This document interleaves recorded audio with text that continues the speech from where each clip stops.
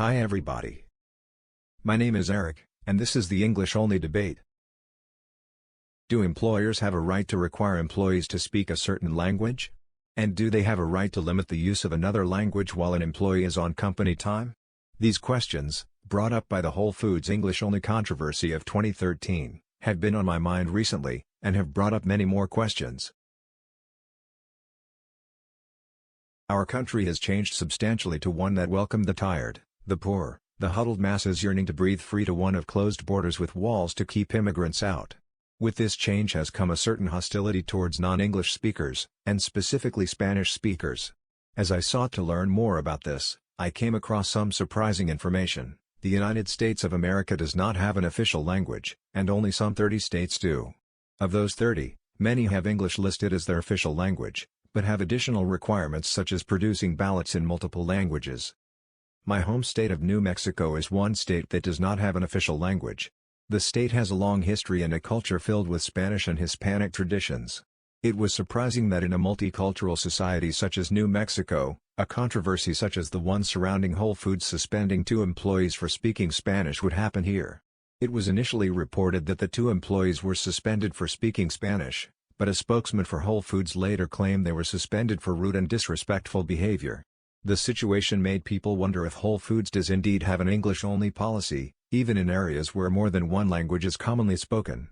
The regional executive marketing director said that the policy states that all English-speaking workers must speak English to customers and other employees while on the clock, unless the customer speaks another language. While this does sound like an English-only policy, there is some wiggle room in it. If the customer speaks another language, then the employee is allowed to speak that language, but on company time, they can only speak English to each other. Due to a number of petitions and threats of boycotts, Whole Foods decided to revise their policy on language to be more inclusive of different cultures, which Whole Foods says is more in line with their corporate ideology.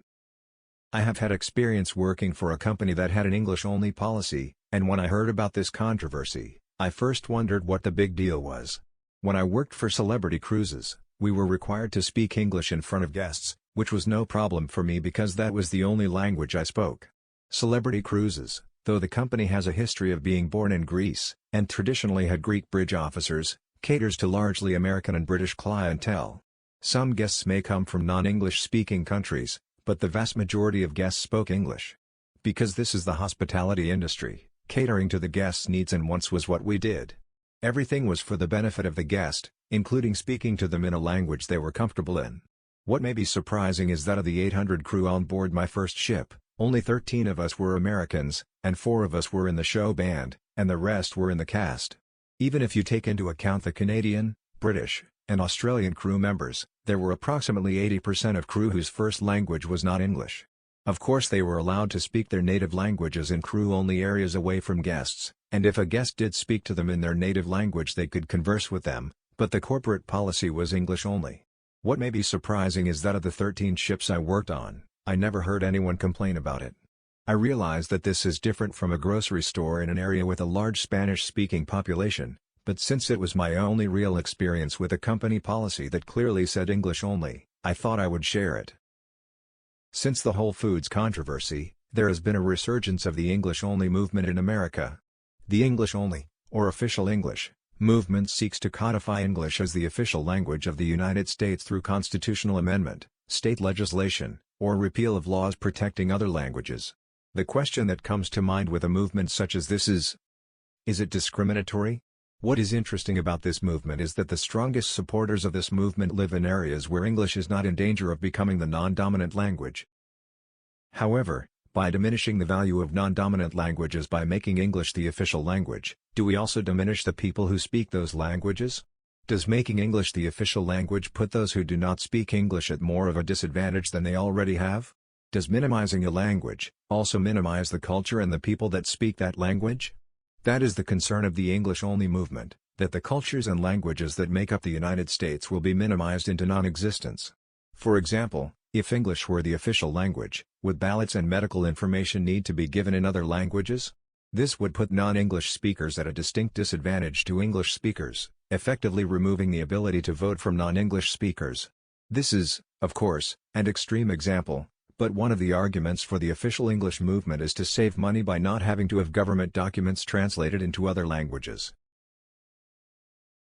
The group Pro-English is one of many organizations that are promoting the official English movement. One of the arguments they use is that the function of government should be to foster and support the similarities that unite us, rather than institutionalize the differences that divide us. What strikes me in this statement is that by saying they want to unify, they are also saying that non-English speakers are different and somehow less than. One of the projects Pro-English was working on was to get the 45th president to repeal Executive Order 13166, which required the federal government to provide expensive translation services to immigrants in any foreign language. The argument listed is that providing this service discourages assimilation into American society. The organization has also gotten involved with many lawsuits regarding workplace English-only policies in support of companies that have these policies.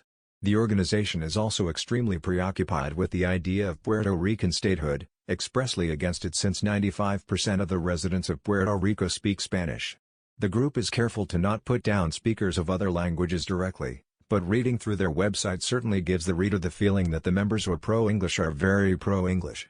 Funny enough, I could not find any of their information translated into Spanish.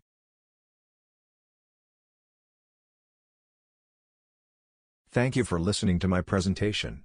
I hope it has opened your eyes as to why English-only policies can be destructive to the many different cultures that make up the United States.